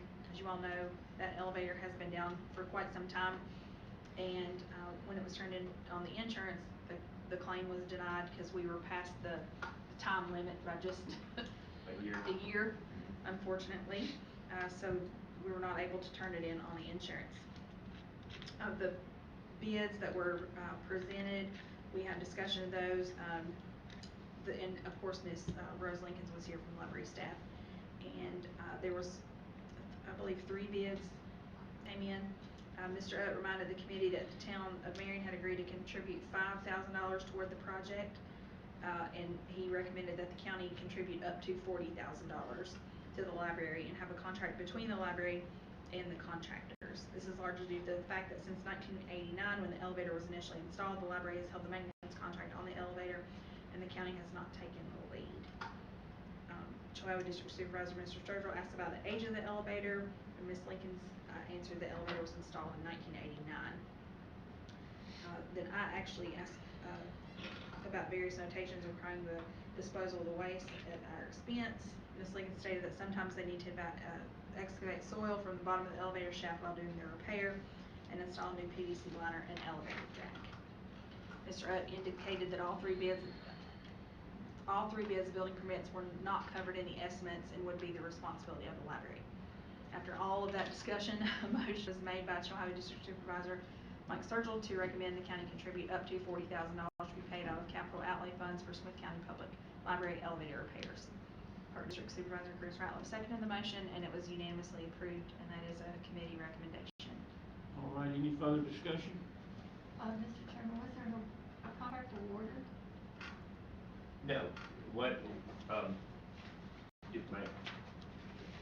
Because there's various pieces and parts to the agreement. Yes, and we actually got a little bit more information today to clarify a lot of the items that are in the narrative summary there after the minutes. There were 3 bids. One that was the apparent low bid, integral elevator. They've only been in operation for about 60 days. They didn't have any references that we could check, and they didn't have we didn't feel a whole lot of comfort in the bid because they didn't even come to look at the building. The second item, the Tyson Krupp, they bid, it appeared to be the highest, but they're not looking at replacing or at reusing any of the equipment. They're replacing everything. The United Elevator was looking to try and replace or reuse as much as they could. I'm sorry? Tyson Krupp said we used the jack. Well, this summary was given by put together by Ms. Likens. She got the clarification in email from the company, and they did clarify they were not going to reuse the jack. They wanted to use completely new. So what the committee ended up doing or recommending is that the contract be signed by the library, between the library and the contractor, and we just provide some funds toward the total. Let the town provide funds to the library, and let the library finish the final amount. I think this is the county. The other question I had is where you talked about memorandum of understanding or lease agreement. And historically, as we talked about, that library building was built by private donations, hundreds of thousands of dollars from the community, and then gifted to the county. So I'm just curious, in moving forward, what type of document you're looking at as far as, and I wouldn't want to see it at some point, the libraries be told you can no longer use this building. So I was a little concerned about that, and how if there would be a charge or whatever. I think the overall goal was basically to spell out who provides maintenance for at what areas, and just to formalize everything, because I don't think a lot of folks don't realize that it was built with private funding rather than county funding, so just to formalize all of that. And I think it'd be good to have that noted in there, so in 20 years, when nobody's around to say, that it'll be a good reminder. And unfortunately, in looking through records, there's a lot of agreements that we don't have in place that we should have in place, so. There was never an agreement, per se, because it was just, they raised money to build the building and gave it to the counties. That's my experience there. Great, thank you. Any other questions?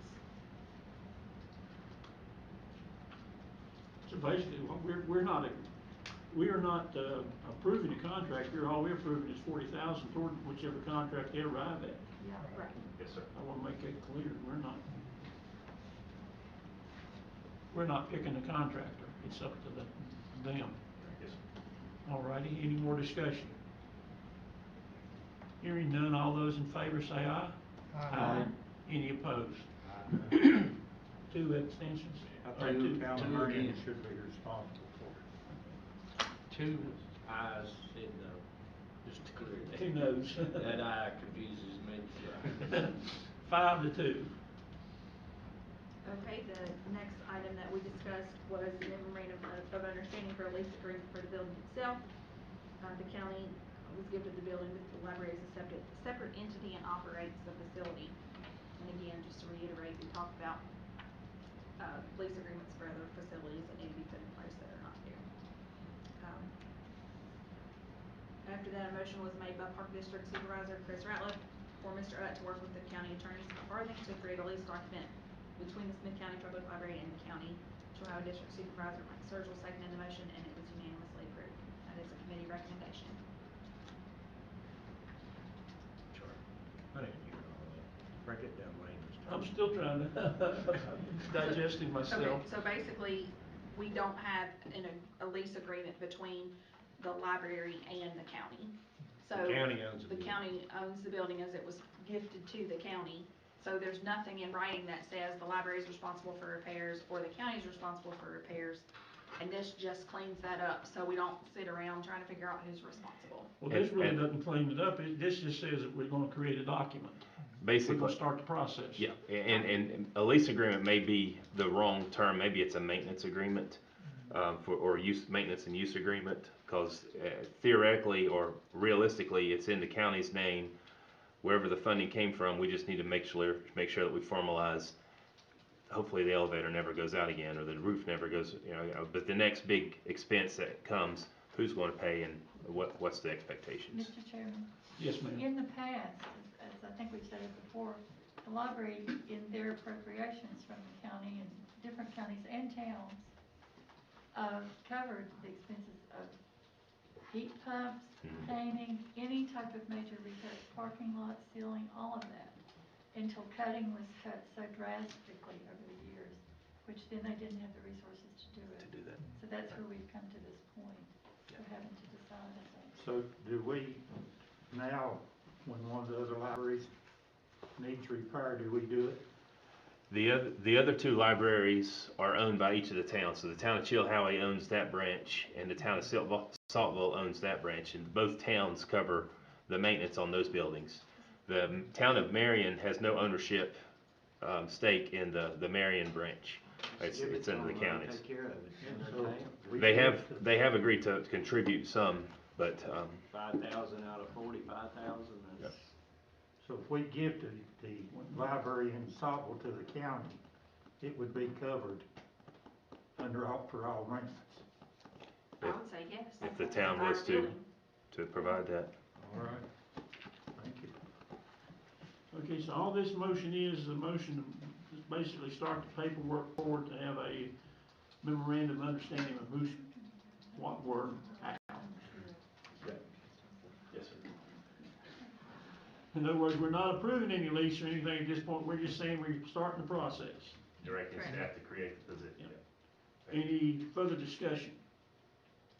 Hearing none, all those in favor say aye. Aye. Any opposed likewise? All right, sounds like we got that.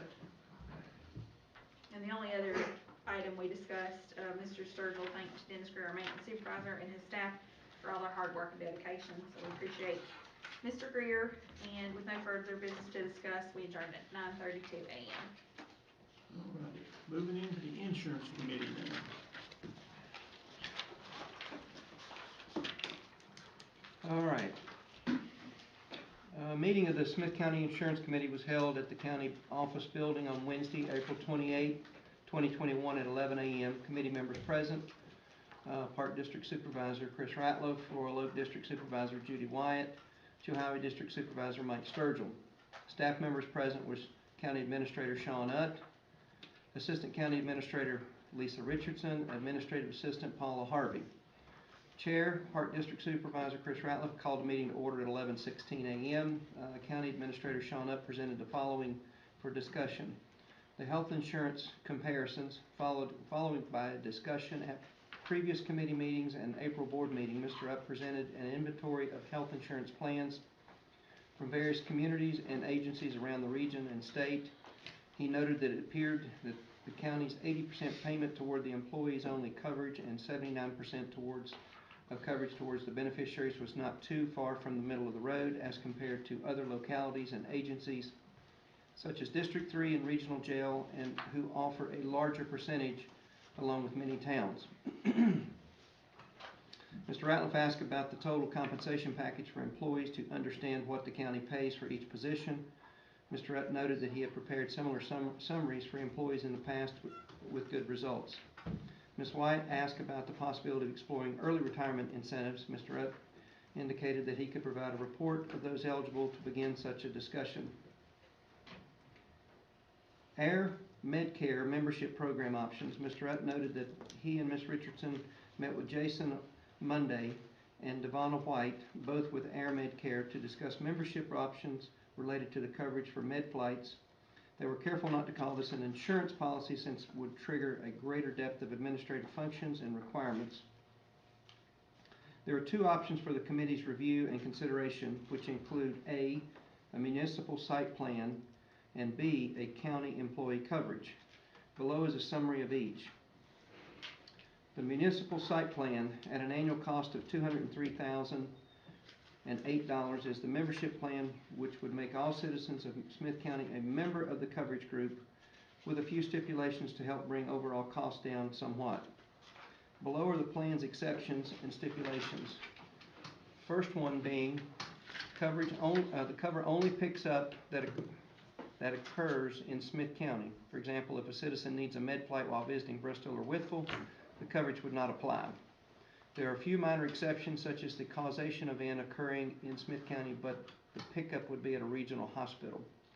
The second stipulation would be excludes Medicaid and Medicare beneficiaries, as well as uninsured citizens. According to their data, 13.5% of citizens are Medicaid, 14.8% are Medicare, and 8% are uninsured. These folks would be charged the Medicare allowable rate, which is currently around $5,500 to $6,000.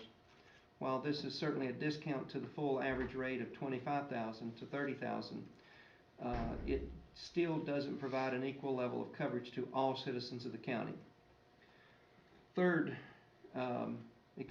stipulation is all county citizens are eligible to buy up to the full membership at a reduced rate, roughly 50%, which would provide coverage throughout their 31 state coverage area.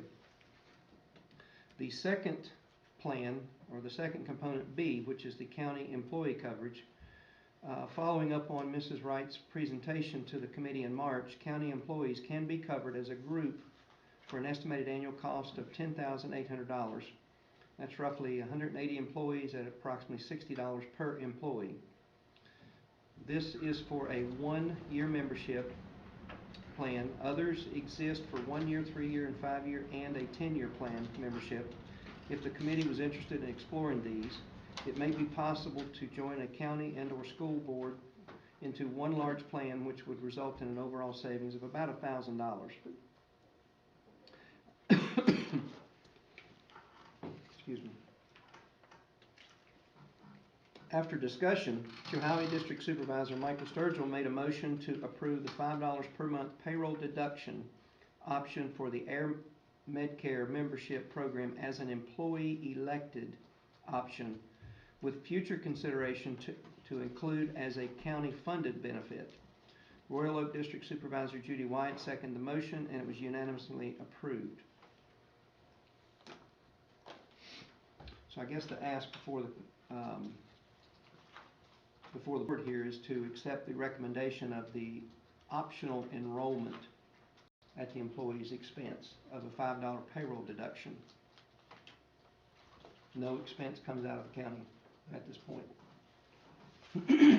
In other words, we're saying that if the employees want to participate, we're willing to do a $5 payroll deduct each month to allow them to participate. Right, we're not funding it, we're just we're helping to expedite their accessibility to this coverage. Right. That's what we do in the school system. We pay for it. It's just a monthly deduction that they take out. Everybody understand what we're doing here? The, to editorialize here just a quick second, we had a discussion regarding county funding some of it, but through budget restraints and concerns, we wanted to kind of get it going, see what kind of appetite there was for the program before we started even considering county money for it. Exactly, yes. Sounds good to me. We want to test the water before we jump in. Exactly. See what it looks like, how it's going to shake out before we ever risk any expenditures. So that's the ask before the board. Any board discussion? We have a committee recommendation. Hearing no questions or comments, all those in favor say aye. Aye. Any opposed likewise? Sounds like it's unanimous.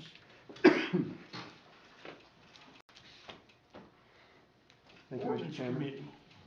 Yes, Mr. Chairman, the ordinance committee met on April the 28th this year, 1 o'clock.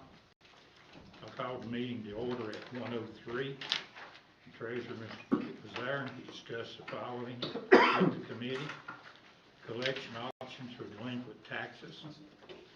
He says the treasurer is authorized by Code of Virginia to contract with a collection agency. But the question has always been who pays the fees associated with it, which is 20%. Mr. Burkett said that the issue was discussed back in 2019 and that changes to the Code of Virginia now allows for the collection fee of an outside agency to be paid by the delinquent taxpayer rather than the county. In the past, this would require an ordinance passed by the board, but now a simple resolution will suffice. Excuse me. Mr. Atkins stated in addition to the 20%, he understands the county can also assess administrative fee of $30, to which Mr. Burkett concurred. So on the motion made by Mr. Atkins, seconded by myself, the committee unanimously agreed to recommend a resolution regarding the administrative fees associated with the collection efforts for delinquent tax accounts in Smyth County to the full board for their consideration on May the 11th. I also asked Mr. Burkett, we recently had a sale of delinquent tax properties. What happens to the money that we get? He said that any expenses to the county in doing so is paid out first, which is left, it goes to cover the taxes. The amount, if it does not cover the taxes, then the amount would be written off, which Mr. Burkett advised the Treasurer's Office is working toward not having any write-offs in the future. He also noted that if the proceeds from the tax sale exceeded the amount past due taxes, the funds are transferred to the clerk of the circuit court and distributed among any heirs that may come later. And after a certain amount of time, if nobody requests it, it reverts to the county. Am I correct, Mr. Rupp? Yes, sir. No further business that remain before us, we close at 1:27. All right, we have one action resolution there, a motion made by me, seconded by Mr. Call. The committee unanimously agreed to recommend the resolution regarding the administrative fees associated with collection efforts for delinquent accounts of Smyth County to the full board. So we're recommending the $30 be added to the bill. Yes. Any discussion? Hearing none, those in favor say aye. Aye. Any opposed? No. Say aye, but I go along with it. Okay. Unanimous then. Public Safety Committee. Thank you, Mr. Chairman. Tuesday, May 4th was a busy day for Mr. Sturgill, Mr. Ratliff, and myself, so we were still at the county building at 11 a.m. for the Public Safety Committee meeting. In attendance, staff members included Sean Utt, Lisa Richardson, Paul Harvey, Curtis Crawford, and Shannon Williams. Others present, Saltville Town Manager Brian Martman, Saltville EMS Chief Kyle Brewster, and from the Smyth County Sheriff's Department, we had John Joannou and Sheriff Chip Schuler. I called the meeting to order at 11:18 a.m. The first item we discussed was the county chief's meeting report. Mr. Crawford stated that call numbers in the county are up right now, and advised that the Fall Training Academy will be held in August of 2021. And he's posted on Facebook and would like for everyone to share it and help spread the word. Also, the SCBAs are in, and they are working to meet OSHA standards before they're all passed out. Next item, Mr. Williams spoke regarding the status of the RSA grant, and he should be hearing about the funding in July. And Mr. Utt advised that FY 21-22 budget includes the funding for one additional 911 dispatcher with the goal of adding an additional 3 the following year. Mr. Brewster spoke about the Town of Saltville Rescue Squad and indicated as of today there are 16 members on board and excited to help with the smooth transition as they are all committed to the community. Not sure if everybody's aware, Mr. Call, I don't know if you want to speak about that meeting that was called and go over what happened, or do you want me to? When we had The one, yeah. I understand that the rescue squad had one. Is that the one you're talking about? Yes. I was there and he was there. Yeah. He said that there was gonna be 10 people on the squad. Okay. Counting him. And that struck me when you said 19 right now. 16. I mean, where's the other 9 gonna go? Well, there were 16, were there 16 members at that meeting? I don't know. Is that, can you clarify that? Is that what the? He had mentioned the crossover and that there was multiple that were coming back or giving more time. Right, is that where the additional are coming from? There are some people that served before that are now gonna come back and serve that hadn't been serving, so I guess that's where that. We had one meeting, the board, but they wasn't a quorum. And we was meeting out there, being him and a couple of the squad members, and Dave Fry was just discussing. And he said it was gonna be 10 members on the squad if the town took them. Okay. Was just what I'm talking about there. Gotcha, okay. Counting him. Okay, so from what I understand, there was a meeting of the Saltville Rescue Squad, some changes were made, and now they've actually voted in Mr. Brewster on the board. Were you at that meeting as well? Yeah. Okay, that was the one I was talking And about. David Fry's over it now too. David Fry, okay, great. So I think discussion was had there in coordination between the Town of Saltville Rescue Squad and, or the Town of Saltville and Saltville Rescue Squad. There's some good communication going on there now. So we'll keep our finger on the pulse of all that. Mr. Brewster said he is working on an O&D agreement with Dr. Bruzzo and with the FCC to help get communication infrastructure moved over to the town, and advised this needs to be completed by July 1. Mr. Brewster also advised that after assuming operations with Saltville Rescue Squad, he found some critical needs such as 3 LifePak 15 monitors as they are expired and no longer being calibrated, 3 portable suction units which they currently do not have but are required by Virginia code, and 3 new equipment backpacks, and the need to replace the station's portable radios. Mr. Brewster said these immediate needs are estimated at approximately $132,560, and this includes $5,000 for the ESO charting system that is needed for adequate billing. The committee discussed various items that were needed. After that discussion, Mr. Utt made the recommendation that the county offer to provide $40,000 in cash to go toward the purchase of the priority items, which can be pulled from the current budget using CARES Act funding, as well as a 0% interest loan of up to $90,000, which can be pulled from capital outlay. Park District Supervisor Chris Ratliff made a motion to approve $40,000 cash using CARES Act funding, along with a loan of up to $90,000, 0% interest with a 7-year term, which can be pulled from capital outlay to assist the town of Saltville Rescue Squad with needed priority equipment purchases. Chilhowie District Supervisor Michael Sturgill seconded the motion, and it was unanimously approved, and that is a committee recommendation. Mr. Chairman? Yes, ma'am. I have a couple of questions about this, just for my own more complete understanding. How much did we budget for Saltville for their EMS services this year, Sean? So I know we were trying to make it fair and equal, So based on needs and. the current year, or the proposed budget for next year, I'm sorry, is $120,000 for So Saltville. we've already budgeted $120,000 for EMS. That's for their operational. Right. Yep. And then they're supposed to start to do some billing, soft Mhm. billing or whatever. I know we've got two dual things happening over there now, the town and then the traditional rescue squad. But then we're gonna give another $40,000.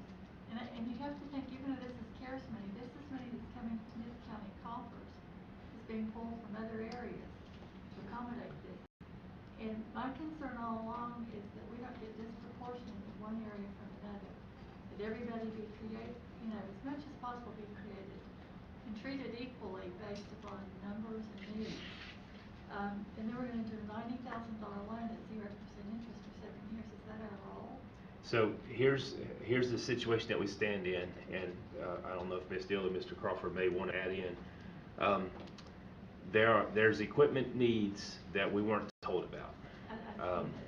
And I think I don't think the town was told about either. So there were surprises on all around. The monitors themselves can be lifesavers for sure. They're required for an EMS vehicle no matter what. So we talked quite a bit during the committee meeting, and we have some, I want to say, surplus funds in the CARES Act money left. I know that, but like I said, my concern is it's because there's some discretionary money there that we not just throw it at one thing or another, that we really evaluate throughout the county. Does Sugar Grove have any? What other areas might have the same need that we're not proportionally allocated? Sure, and I can speak to that. I'll be a little bit more candid than Mr. Utt. Yes, unfortunately, the needs, as Mr. Utt said, were not known in advance of this. And when I say need, that's an understatement. It's a dire need, as in if they were to take these units and go pick up somebody and they hook them up to it, they can't tell if they're having a heart attack or not. That's unacceptable. And in the past, there were things that were looked over and not done, and frankly just mismanaged. And it's unfortunate that the citizens in that community had to suffer because these things weren't taken care of, and it was unfortunately just it's a failure on several parts, and now we're having to step in and clean up the mess. It's just really how to to put it out there. Okay, the other question, but then they do anticipate having some billing that's gonna come. I know they've been up and down for this thing about the recommendation for the truck purchase for the CARES Act. Is that the ambulance that we just purchased? Yes.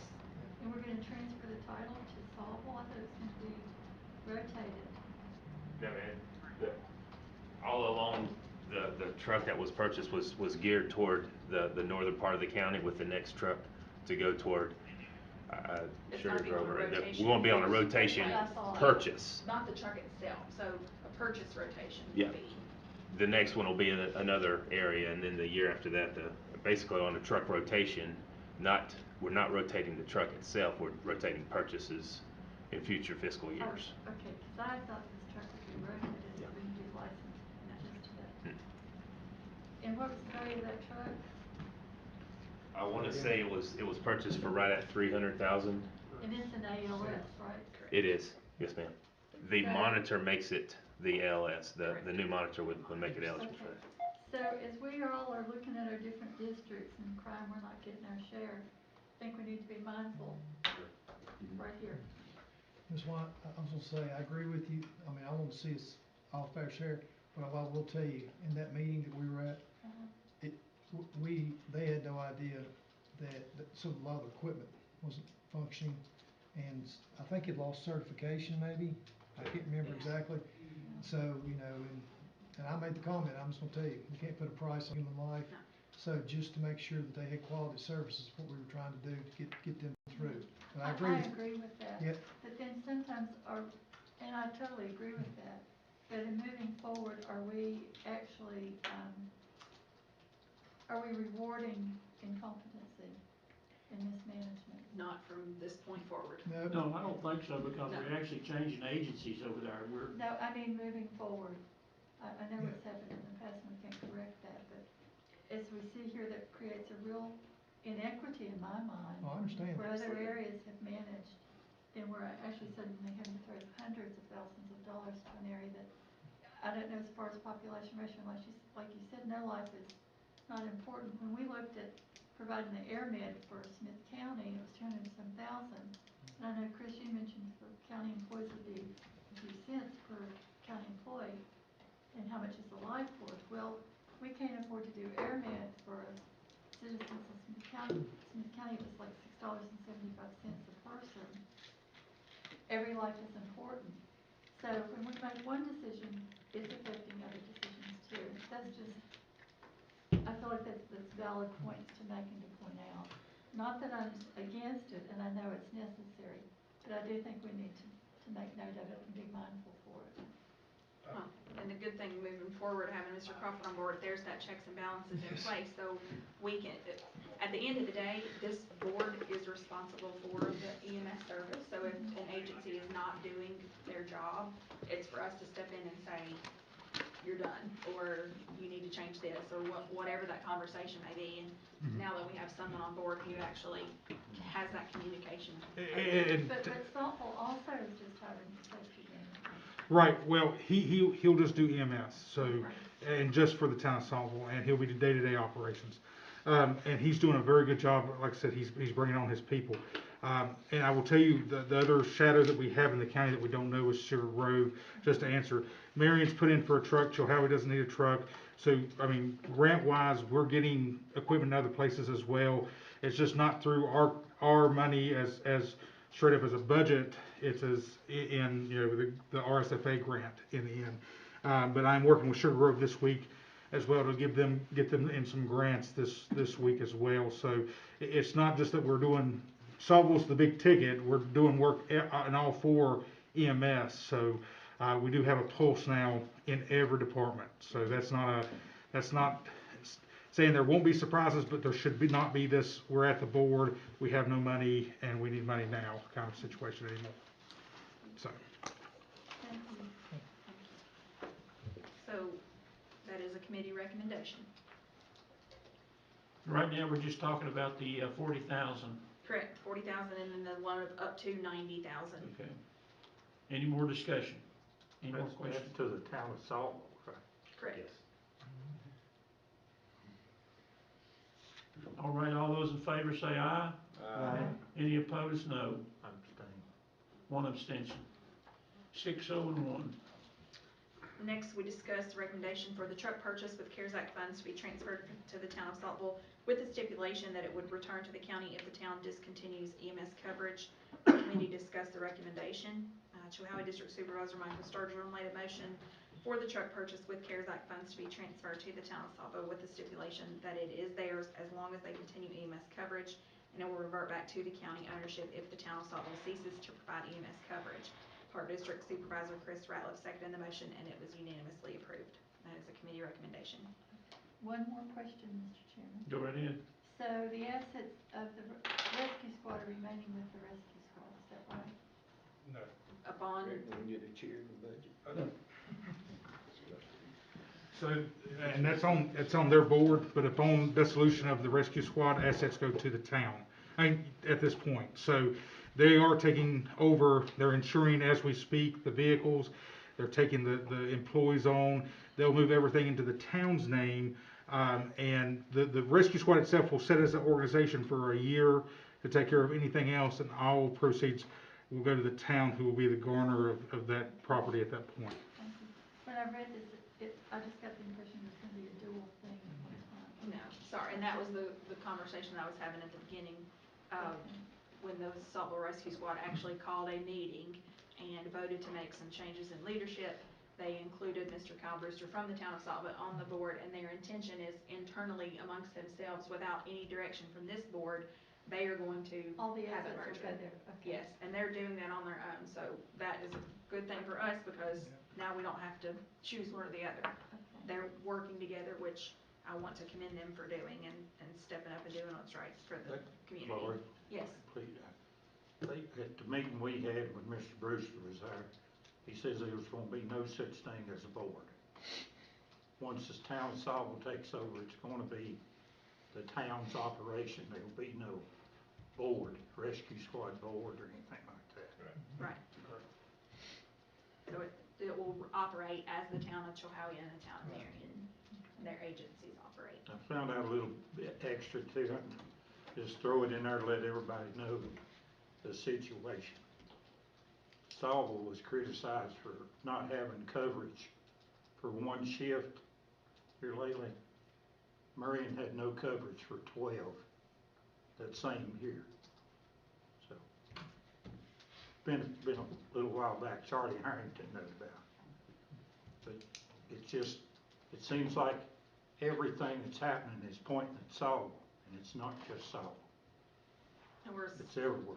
we certainly look at all that information in these public safety committee meetings, and this was the dire need at that point that rose to the top.